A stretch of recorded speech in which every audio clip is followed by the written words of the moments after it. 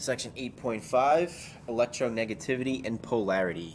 The objectives of this lesson are to describe how electronegativity is used to determine bond type, compare and contrast polar and nonpolar covalent bonds, and polar and nonpolar molecules, and generalize about the characteristics of covalently bonded compounds. Some vocabulary you might want to review is electronegativity, and some new vocabulary we'll come across is polar covalent bond. The type of bond formed during a reaction is related to each atom's attraction for electrons. Electron affinity is a measure of the tendencies of an atom to accept an electron. Excluding noble gases, electron affinity increases with increasing atomic number within a period and decreases with the increasing number within a group. The scale of electronegativities, shown below in figure 8.20, allows chemists to evaluate the electron affinity of specific atoms in a compound. Remember from chapter 6 that electronegativity indicates the relative ability of an atom to attract electrons in a chemical bond. Note that electronegativity values were assigned, whereas electron affinity values were measured. The version of the periodic table of elements shown in 8.20 lists electronegativity values. Note that fluorine has the greatest electronegativity value of 3.98, while francium has the least of 0.7. Because noble gases do not generally form compounds, individual electronegativity values for helium, neon, and argon are not listed. However, larger noble gases such as xenon sometimes bonds with high electronegative atoms such as fluorine. And this is the electronegativity value for most elements. Again, I would never expect you to memorize these things, these values, but go ahead and just kind of look at the trend. As you go across the period, it tends to increase, but when you go down the group, they tend to decrease.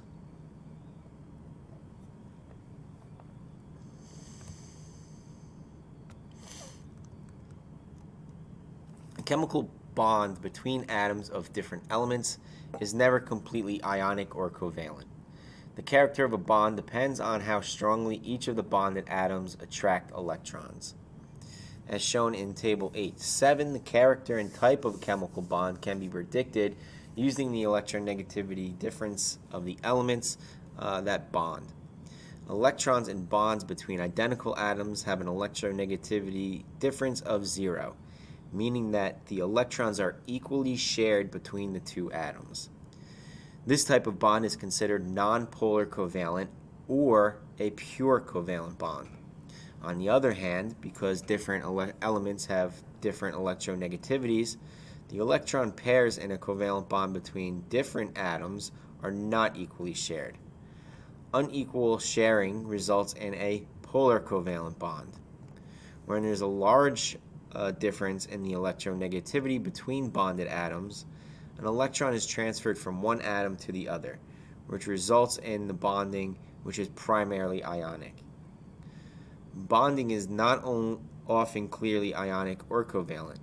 An electronegativity difference of 1.70 is considered 50% covalent and 50% ionic.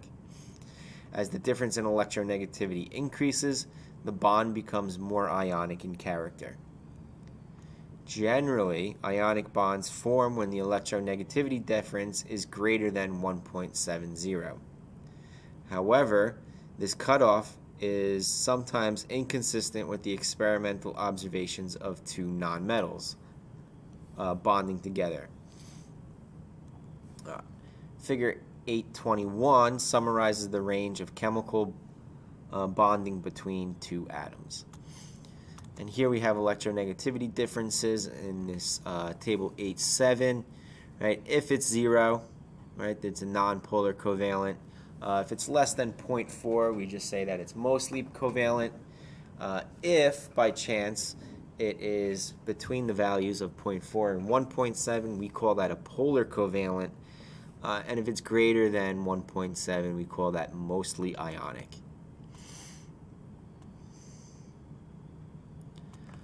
What percent ionic character is a bond between two atoms that have an electronegativity difference of 2? Right? So if we were to go ahead and look at this graph here, right, it's once we get into this range, right, we're looking at more ionic character. But again, I think going with that rule of 821, figure 8-7 is a good hard and fast rule to live by. Right. If we were to go ahead and take the electronegativity differences of chlorine and hydrogen, right, chlorine is 3.16, whereas hydrogen is 2.20. That difference is 0.96. This is telling us that this is probably mostly a polar covalent bond. And because it's mostly polar covalent, chlorine has a higher electronegativity, meaning that it's going to go ahead and hold those electrons closer to the chlorine itself. And because those electrons are more near the nucleus of the chlorine, those electrons are going to give that chlorine atom a partial negative charge. And that's what we use here. This little symbol delta indicates a partial negative charge. Just as you learned, polar covalent bonds form because not all atoms that share electrons attract them equally. A polar covalent bond is similar to a tug of war in which the two teams are not of equal strength. Although both sides share the rope, the stronger team pulls more of the rope towards its side.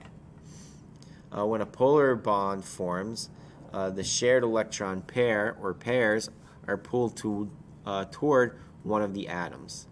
Thus, the electrons spend more time around that atom than the other atom.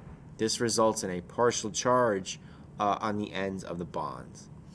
The Greek letter delta, which is that little squiggly thing, is used to represent a partial charge. In a polar covalent bond, the partial negative charge the negative delta represents a partial negative charge, whereas the delta positive represents a partial positive charge. We could also use that partial negative and partial positive to be added toward the molecular model to indicate the polarity of the covalent bond. The more electronegative atom is the partial negative, while the less electronegative atom is the partial positive. The resulting polar bond often is referred to as a dipole, which means two poles.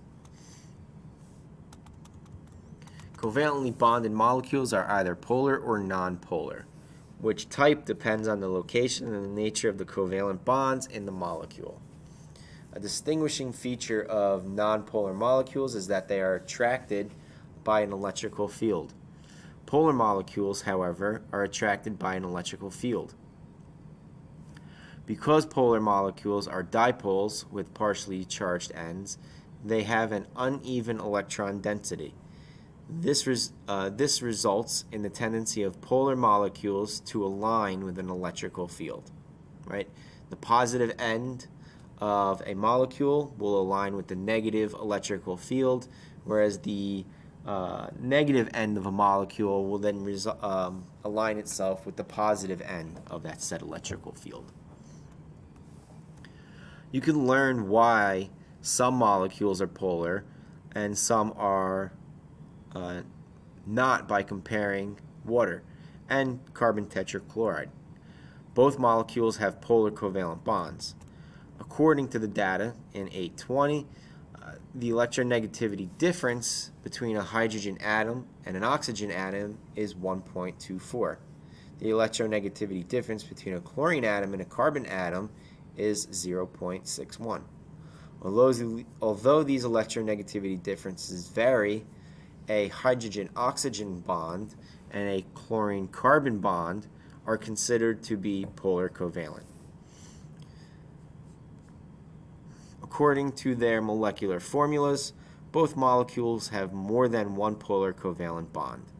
However, only the water molecule is polar. The shape of an H2O molecule, as determined by Vesper, is bent because the central oxygen atom, has lone pairs of electrons, as shown as in 823A. Because the hydrogen-oxygen bonds are asymmetric in a water molecule, the molecule has a definite positive end and a definite negative end. Thus, it is polar. The carbon tetrachloride molecule is tetrahedral and therefore symmetrical, as shown in 823b. The electrical charge measured at any distance from its center is identical to the charge measured at the same distance to the opposite side. The average center of the negative charge is located on the chlorine atom. The positive center is also located on the carbon atom. Because the partial charges are balanced, carbon tetrachloride is a nonpolar molecule. Note the symmetry molecules are usually nonpolar, and molecules that are asymmetric are polar as long as the bond type is polar. Is the molecule ammonia, shown in 823 polar? It has a central nitrogen atom and 3 terminal hydrogen atoms. Its shape is trigonal pyramidal because of the lone pair of electrons present on the nitrogen atom. Using figure 820, you can find that the electronegativity difference between hydrogen and nitrogen is 0.84, making each nitrogen-hydrogen bond polar covalent. The charge distribution is unequal because the molecule is asymmetric. Thus, the molecule is polar. The physical property known as solubility is the ability of a substance to dissolve in another substance. The bond type and the shape of the molecule present determines solubility. Polar molecules and ionic compounds are usually soluble in polar substances, but nonpolar molecules dissolve only in nonpolar substances. Solubility will be discussed later on in Chapter 14. Table salt, an ionic compound, and table sugar, a covalent solid, are similar in appearance. However, these compounds behave differently when heated. Salt does not melt, but sugar melts at a relatively low temperature. Does this type of bonding in a compound affect its properties? Differences in properties are a result of differences in attractive forces. In a covalent compound, the covalent bond between atoms in molecules are strong, but the attractive forces between molecules are weak. These weak attractive forces are known as intermolecular forces, or van der Waals forces, which are discussed in Chapter 12. Intermolecular forces vary in strength, but are weaker than the bonds that join atoms in a molecule or ions in an ionic compound. There are different types of intermolecular forces. Between nonpolar molecules, the force is weak and is called a dispersion force, or induced dipole. The force between oppositely charged ends of two polar molecules is called dipole-dipole force. The more polar the molecule, the stronger the dipole-dipole force. The third force, a hydrogen bond, is especially strong. It forms between the hydrogen end of one dipole and a fluorine, oxygen, or nitrogen atom of another dipole.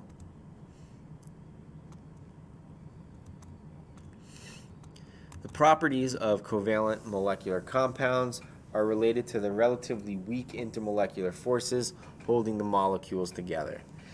These weak forces result in the relatively low melting and boiling points of molecular substances compared with those of ionic substances.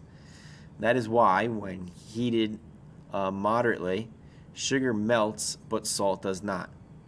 Weak intermolecular forces also explain why many molecular substances exist as gases or vaporize readily at room temperature. Oxygen and carbon dioxide and hydrogen sulfide are examples of covalent gases. Because the hardness of a substance depends on the intermolecular forces between individual molecules, many covalent molecules are relatively soft solids. Paraffins, found in candles and other products, is a common example of covalent solids. In the solid phase, molecules align to form a crystal lattice. This molecular lattice is similar to that of an ionic solid, but with less attraction between particles. The structure of the lattice is affected by molecular shape and the type of intermolecular force. Bimolecular information has been determined by studying molecular solids. There are some solids, often called covalent network solids, that are composed only of atoms interconnected by a network of covalent bonds. Quartz and diamond are two types of examples of network solids. In contrast to molecular solids, network solids are typically brittle, non-conductive of heat and electricity, and extremely hard. Analyzing the structure of a diamond explains some of its properties. In a diamond, each carbon atom is bonded to 4 other carbon atoms.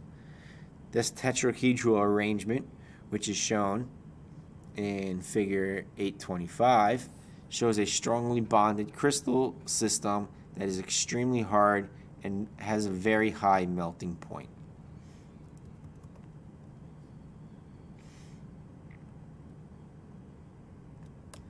Section summary. The electronegativity difference determines the character of a bond between atoms. Polar bonds occur when electrons are not shared equally, forming a dipole. The spatial arrangement of polar bonds in a molecule determines the overall polarity of a molecule.